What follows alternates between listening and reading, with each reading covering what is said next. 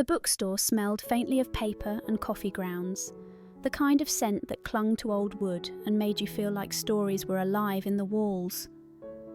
Noah Reed stood behind the counter, staring at the final envelope on his stack of bills. He didn't need to open it to know what it said. The bank had already warned him twice. Outside, Main Street was quiet, the kind of quiet that belonged to small towns at dusk. A couple of kids rode past on their bikes, laughing as the streetlights flickered on. Across the road, Sarah was wiping down tables at her diner, waving at Noah through the window like she always did. Everything looked normal, but inside his store, nothing felt steady anymore. The door creaked open, and a gust of warm air carried in a woman balancing a box of used paperbacks. She had dark hair tied back, sleeves rolled up like she wasn't afraid to work. "I thought you could use these," she said, setting the box on the counter. "They were just sitting in my attic." Noah managed a tired smile. "I appreciate it, but I don't know if even free books can save this place."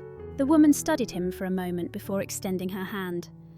"Maya Collins," she said. "I just moved here a few months ago." He shook her hand, rough from years of hauling boxes and fixing shelves. "Noah, this is... well, it used to be my father's store. Now it's just me trying to keep the lights on." Maya's gaze drifted to the shelves, lined with novels whose spines had been mended too many times. "Then maybe you need more than free books. Maybe you need people in here again." Before Noah could reply, the bell over the door rang a second time. A tall man in a crisp suit stepped inside, out of place among the creaking floorboards and dust motes. He walked straight to the counter, barely glancing at the shelves. "Noah Reed?" "Yes." The man slid a folder across the counter. "Richard Hayes. I represent Horizon Development. My company has made an offer on this property. Strong offer. You'll find the terms fair." Noah's stomach tightened. He didn't open the folder. "This is my family's bookstore. It's not for sale." Richard's smile didn't reach his eyes. "Everyone says that at first, but bills don't pay themselves. You've got what, a month left before the bank steps in?" He tapped the envelope on the counter knowingly, then adjusted his tie. "Think about it. A cafe, a modern space. It's the future. These places..." His eyes swept the shelves. "They're just holding on to the past." He left as quickly as he came, the bell above the door clanging behind him. Silence lingered. Noah stood frozen, the weight of the unopened envelope pressing heavier than ever. Maya's voice broke through gently. "Do you want help?" He almost laughed at the question. Help from a stranger? But there was something in her eyes, steady, unafraid, that made him pause. Maybe the story of the bookstore wasn't finished yet. The next morning, Noah came in early, unlocking the heavy glass door before the sun had fully climbed over Main Street. The store was quiet, shelves leaning a little under the weight of books no one seemed to buy anymore. He rubbed the back of his neck, the unopened folder from Richard Hayes still sitting on the counter like a shadow. He hadn't told anyone about the visit. Small towns had long memories, and he didn't want gossip running faster than he could keep up. The bell jingled, and in came Maya, balancing a tray of coffee and 2 paper bags. "I figured you didn't eat breakfast," she said matter-of-factly, setting them down on the counter. Noah blinked. "You barely know me." She shrugged. "You've got that look of someone who skips meals to keep the lights on. I've seen it before." They sat at the counter, sipping coffee in the dusty light. For a few minutes the silence felt easier than it had yesterday. Then Maya leaned forward. "So tell me, why aren't people coming in anymore? You've got shelves full of stories, and kids in this town who need them." Noah sighed. "Screens, phones, big chain stores with flashier everything. My dad used to say books were the heart of Copper Creek, but lately..." He shook his head. "It feels like I'm the only one who remembers." Maya's eyes softened. "Then maybe we remind them, not with sales or discounts, with stories." He raised an eyebrow. "Stories?" She smiled. "What if we start a reading hour? A place where kids can sit on the floor and listen. Parents can gather. It doesn't cost much, just time, and maybe it gives people a reason to step back inside these doors." Noah hesitated. It sounded simple, too simple for the mess he was in. But the way she said it carried conviction, like she'd already pictured the children leaning close, the parents lingering with coffee, the store alive again. "Why are you doing this?" he asked quietly. Her smile faltered, just for a second. because I know what it feels like to lose something that matters. And I don't want to see this town lose its bookstore." Before he could answer, the bell over the door rang again. Richard Hayes strolled in, his suit jacket perfectly pressed despite the morning heat. "Noah," he said smoothly, glancing between the two of them, "did you have time to look at my offer?" Noah's jaw tightened. "I told you yesterday, this place isn't for sale." Richard gave a half smile, ignoring Maya entirely. "You've got passion, I respect that. But passion doesn't pay debt. 2 weeks, maybe 3, before the bank takes this place off your hands. Think it over." He turned to leave, his polished shoes clicking against the old wood floor. But at the door, he paused. "And one more thing. Don't waste time chasing pipe dreams like story hours. Sentiment doesn't save businesses." The door shut behind him. For a long moment, the store was silent again. Then Maya stood, determination flashing in her eyes. "Then let's prove him wrong." Saturday morning came with a nervous energy Noah hadn't felt in years. He had pushed a few shelves aside, dragged out the old rug his mum once used in the children's corner, and stacked picture books on a low table. The bookstore looked different, not fixed, not new, but alive with possibility. Maya arrived early, carrying a box of cookies she had baked herself. She set them on the counter and smoothed her hair, though her hands shook a little. "What if no one shows up?" she whispered. Noah offered a half smile. "Then we eat a lot of cookies." But when the clock struck 10, the bell above the door jingled again and again. Parents shuffled in with toddlers clinging to their legs. A few older kids filed nervously toward the rug, and then to his surprise, even Ava came, hugging her worn notebook, eyes wide as if she wasn't sure she belonged. Maya sat cross-legged on the rug, a book open in her lap. She started reading, her voice warm and steady, and the room grew quiet. The kids leaned closer, their parents watching with something Noah hadn't seen in a long time: hope. When the story ended, Maya encouraged the kids to share their own thoughts. At first, silence, then Ava raised her hand. She didn't read her poem, not yet, but she whispered about how she sometimes wrote stories when she felt lonely. Maya nodded gently, as if the girl had just shared something sacred. Noah stood by the counter, arms folded, watching it all. He had expected a nice distraction, maybe a handful of smiles, but this was different. The store wasn't just a shop in that moment, it was a gathering place again. After the last family left, Maya helped him stack chairs. She looked tired, but glowing. "You see," she said softly, "people don't need fancy ads. They just need a reason to walk through the door." Noah wanted to tell her how right she was, how much the sight of kids curled up with books reminded him of his dad's dream. But before he could, his phone buzzed. A text from Richard Hayes. "Heard about your little event. Cute, but don't think cookies and bedtime stories will stop what's coming." Noah's jaw tightened as he slid the phone back into his pocket. He didn't tell Maya about the message, not yet. The following week, the town's elementary school hosted its back-to-school night. Parents milled around the gymnasium with paper plates of cookies, kids tugging at sleeves, teachers trying to be heard over the noise. At the far end of the room, Noah set up a small table stacked with bookmarks and flyers for the bookstore's new reading hour. He hadn't done something like this since his dad was alive. Maya was there too, arranging books in neat piles. She wore a simple cardigan, blending in like any other volunteer. But Noah noticed how the other parents looked at her, curious, like they sensed something about her they couldn't quite place. Ava arrived clutching her notebook, the same one she'd brought to story hour. She lingered by the table, eyes wide at the crowd. "I can't do this," she whispered to Maya. "There are too many people." Maya crouched down so their eyes met. "You don't have to be anyone but yourself," she said gently. "Your words are stronger than you think." Minutes later, when the principal asked if any students wanted to share something they had written over the summer, the room fell quiet. To everyone's surprise, Ava stepped forward. Her voice trembled as she read, but the poem, about feeling invisible and about finding light in unexpected places, wrapped the gym in silence. When she finished, the crowd erupted in applause. Parents wiped their eyes, teachers nodded proudly, and Ava, cheeks flushed, clutched her notebook as if it were a shield and a treasure all at once. Noah looked at Maya. Her hands were folded tightly, eyes shimmering. For a second, it seemed like Ava's words had touched something deep in her, something she couldn't quite hide. Later that night, back at the bookstore, Noah stacked leftover flyers while Maya lingered by the shelves. He wanted to thank her, for Ava, for the story hour, for all of it. But before he spoke, she said softly, "It's strange, isn't it, how one brave voice can wake something in all of us." Her words sounded heavier than casual reflection, almost like confession. As if on cue, Noah's phone buzzed on the counter. Another message from Richard Hayes.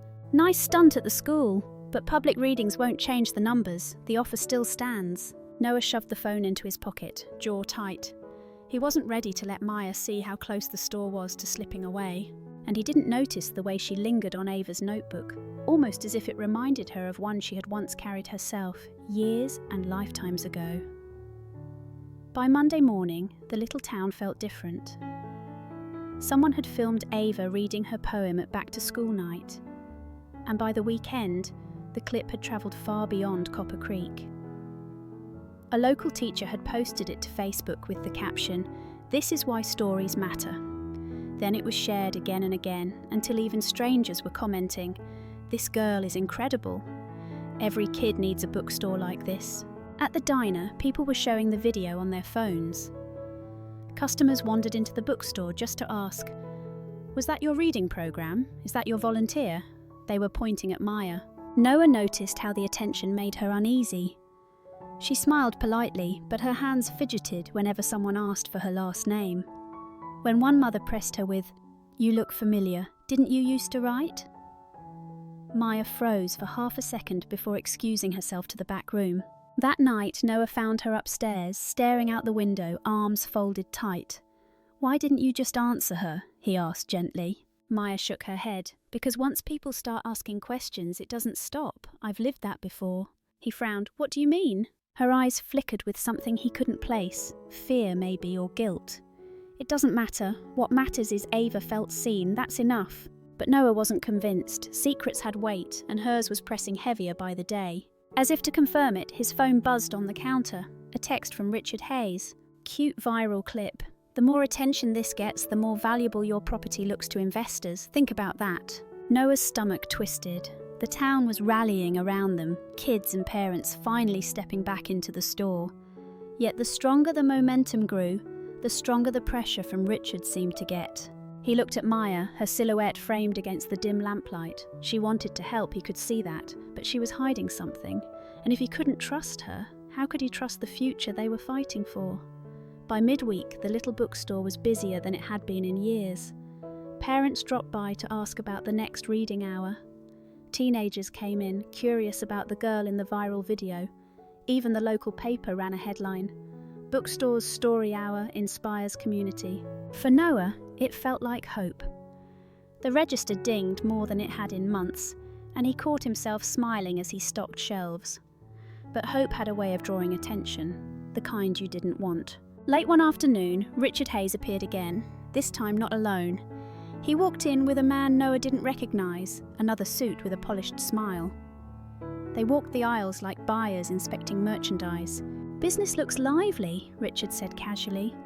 "Funny how a little online attention changes things. My associate here represents a chain very interested in this location." He tapped a glossy brochure against his hand. "Twice the offer we gave last week." Noah stiffened. "I already told you this store isn't for sale." Richard leaned closer, his voice low enough for only Noah to hear. "You're 3 months behind on rent, your bank doesn't care about story hours, and when this little viral moment fades, as they always do, you'll wish you'd taken the deal." He left the brochure on the counter and strolled out, his associate following. The bell jingled cheerfully, as if mocking the tension left behind. Maya had overheard enough to step from the back room, her face pale. "What was that about?" Noah exhaled slowly. "Richard, again, he knows about the debt." Her brow furrowed. "He's not wrong, is he?" The question stung. "You sound like you think I should just give up." "No," she said quickly, eyes darting away. I know what it's like when the numbers don't work anymore. Sometimes walking away feels easier than fighting." Noah studied her. There it was again, that shadow in her words, as if she'd lived a life he knew nothing about. "Maya," he said carefully, "who are you really?" She froze, then forced a small smile. "Just someone who believes this store deserves a chance." But that night, when Noah went to lock up, he noticed a slip of paper left on the counter, scribbled in a child's handwriting. "Thank you for letting me read. I don't feel invisible anymore. Ava." Noah held the note, feeling the weight of it against all the pressure Richard had thrown at him. And upstairs, behind her closed door, Maya sat with her laptop open, staring at an old article about herself, her face, her books, her name. She ran her fingers across the photo and whispered into the dark, "Not yet." Saturday mornings were usually quiet at the bookstore, but not this one. Parents came in to ask about the next story hour, kids wandered the aisles, and Ava sat cross-legged in the children's corner, scribbling in her notebook like she owned the place. For the first time in a long while, Noah felt like the store was breathing again. Mrs. Dorsey, the retired librarian, stopped by with a box of donated books. She always noticed details others missed. While Noah carried the box to the back, she lingered near the counter where Maya was shelving. One of the books slipped open, and inside the front page was a faded signature. Mrs. Dorsey adjusted her glasses, squinting at the familiar handwriting. She looked up slowly. "This is your name, isn't it, Rowan?" The word hung heavy in the air. Ava's pencil stopped scratching. A mother by the window glanced over. Even Noah froze where he stood. Maya's face went pale. Her hand hovered over the book as if she could somehow cover the name.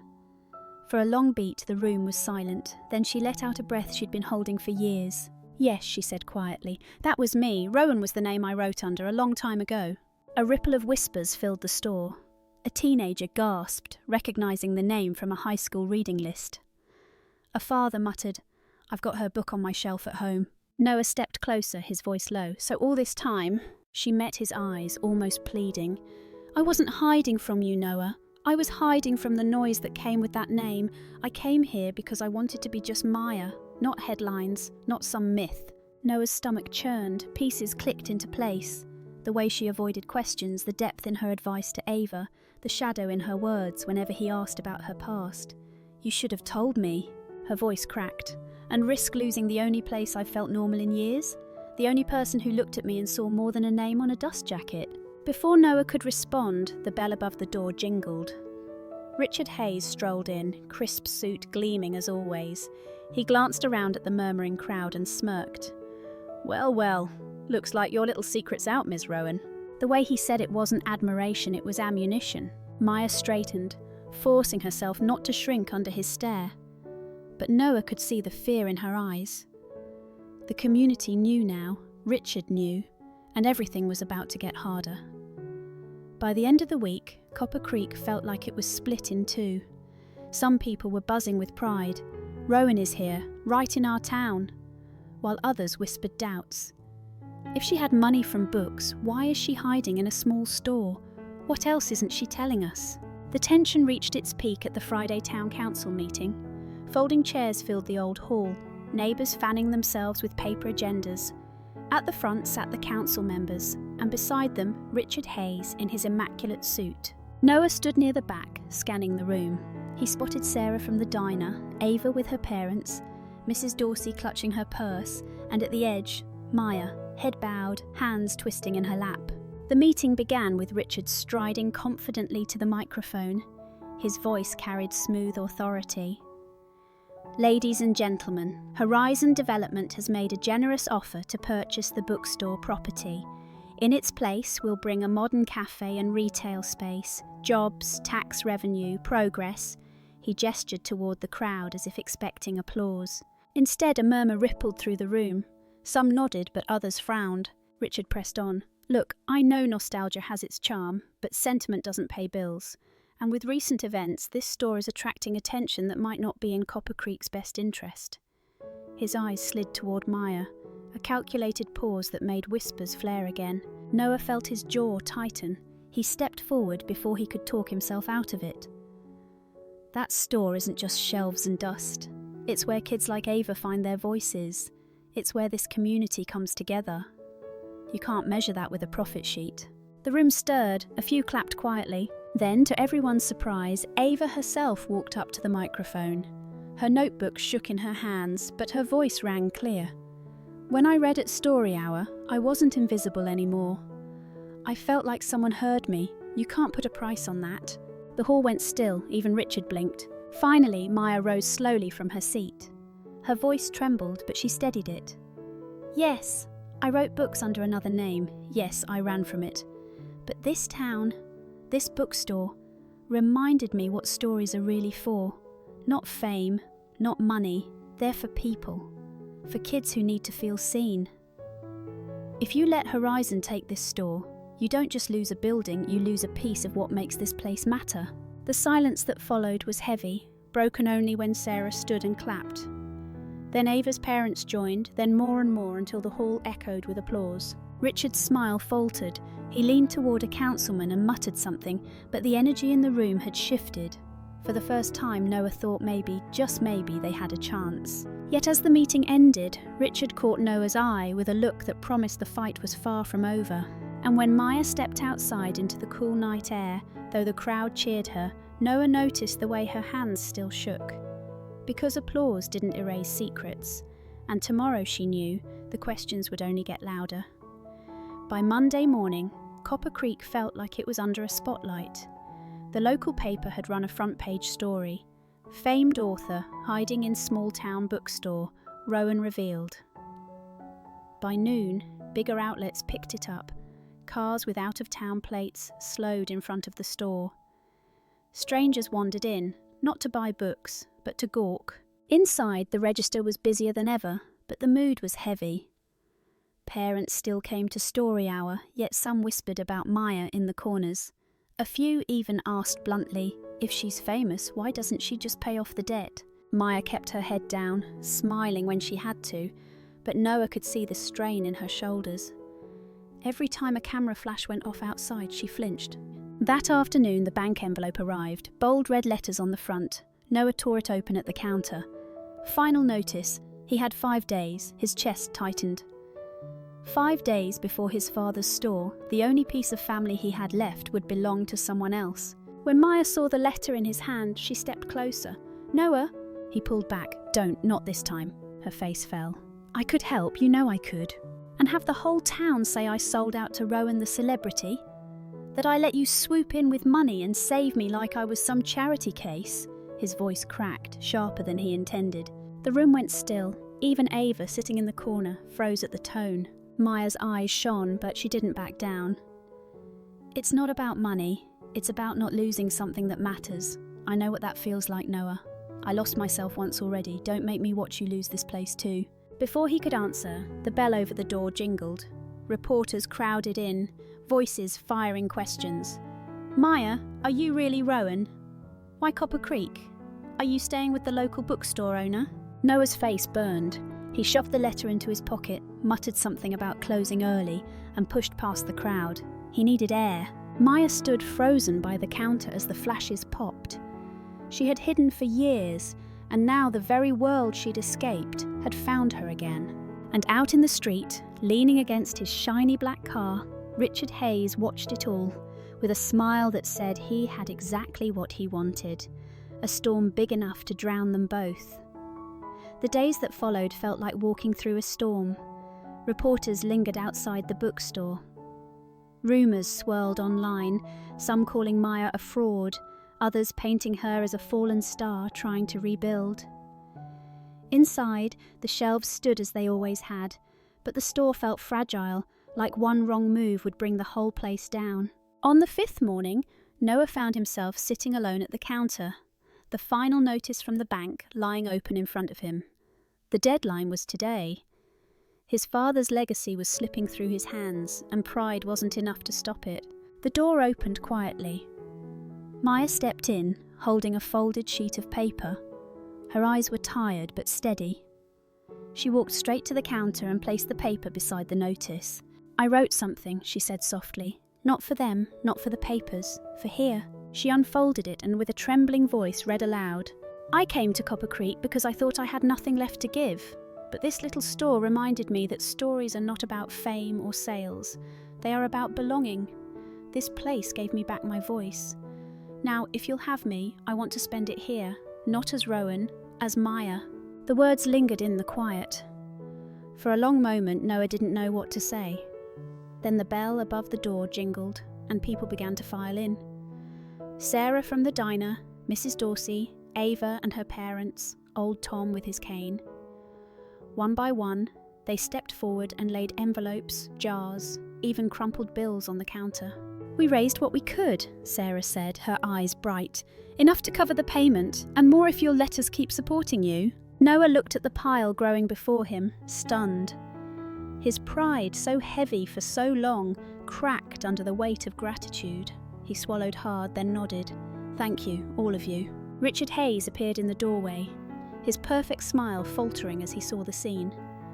"You think donations will hold forever? Sentiment doesn't pay rent every month."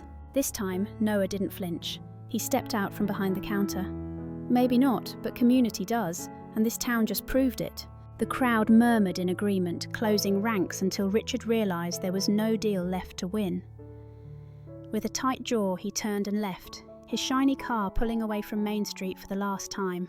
As the store settled, Noah turned to Maya. She still held her paper, her hand shaking just slightly. "You didn't have to do that," he said quietly. "Yes," she whispered. "I did. Because hiding cost me too much already, and because you deserved the truth."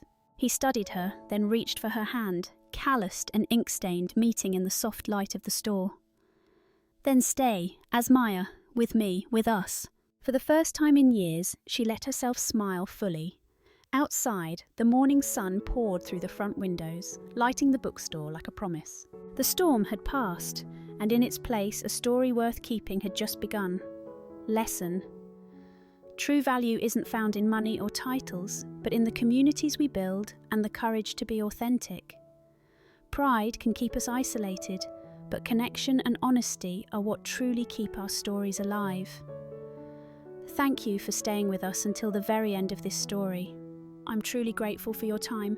If the story touched you, please give it a like and subscribe to the channel. I'll see you again soon, right here on Rain Inside.